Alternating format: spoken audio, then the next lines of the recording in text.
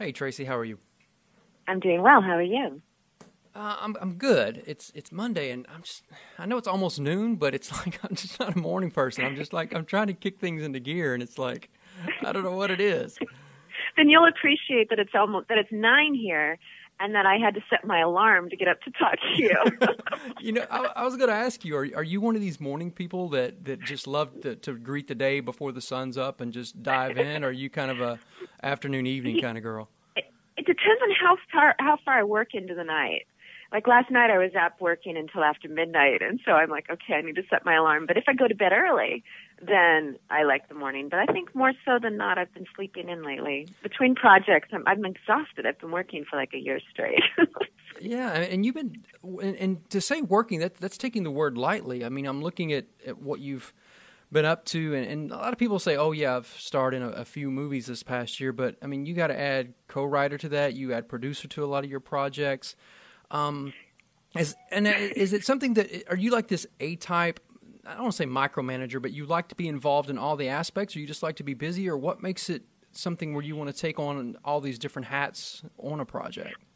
I think it kind of grew to that because it's just something that I'm actually really, really good at the different parts. And so it's like you kind of crave things that you know that you're good at and you want to like experience them all. It's like somebody asked me the other day if I wanted to ever direct. I'm like, no, I don't have that interest in directing. Like that's not a skill that I feel is hidden inside of me.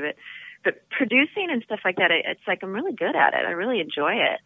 Yeah. Right, So you just and that's honest for you to say because a lot of people who work in front of the camera, they think, well, the natural bent is to go and direct. I mean, everybody seems to want to direct, and that's good that you can recognize that and go, you know what, that's just not where my strength is, and I'll just do what I'm good at.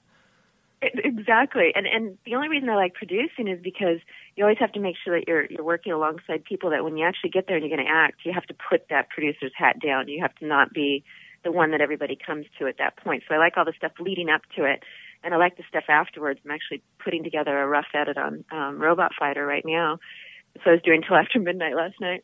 But so it's just I don't know. I enjoy the things that I'm good at, and if I don't feel that I have a skill, then I won't even bother going that direction. Yeah. Right. Now, are you able to jump from one to the other pretty good? I mean, if you're like handling producing items with people, you got to sign stuff off, people are coming at you. How much time do you need before they say, let's roll and get into a character? Do you have to have that kind of breathing room, or can you just jump right in? I have to take the breathing room. I really do. I have to like if I was got a time set, we actually put it in our last couple contracts, like when I got to just focus on my character.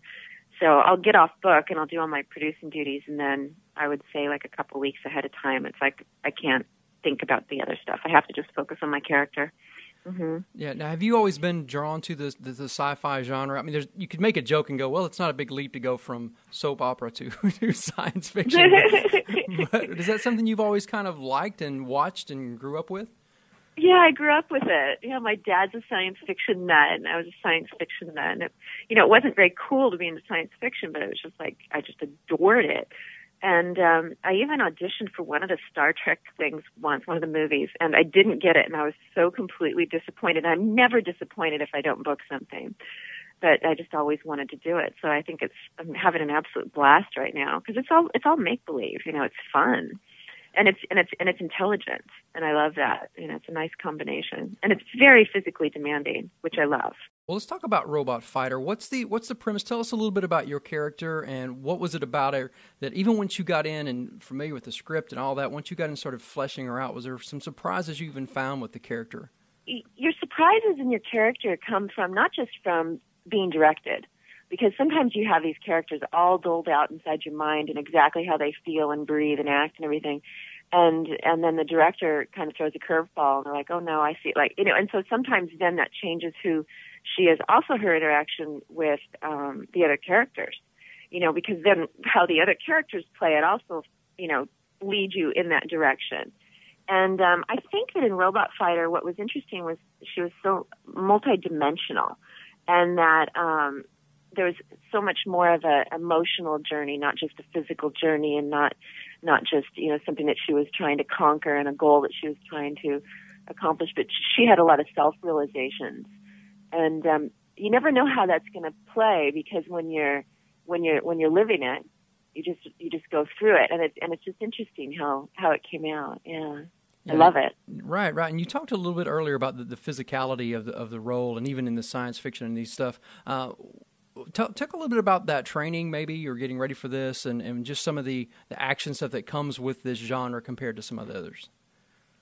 Well, I mean, in most movies, if they have a running scene or something, it's brief, or an action-like scene. I mean, I remember I worked on a film with Dennis Hopper called The Prophet's Game, and I remember him having to run around the building, but they just had him run from one corner and out. You know what I mean? It's right. Like this you're actually going up these gigantic sand dunes, and you're constantly throwing yourself to the ground. I mean, you're being shot, you're being chased, you're being, I ran and jumped and fell and, every physical aspect you can imagine, and you have to do it so many times. It's like one of the funny things that I like to talk about is that I would go up to the top of these sand hills, and I had the dunes, and I had these big giant guns in my arms and everything, and of course you can't hear the camera crew because you're so far away, and you have to walk up around the back so you're not leaving tracks.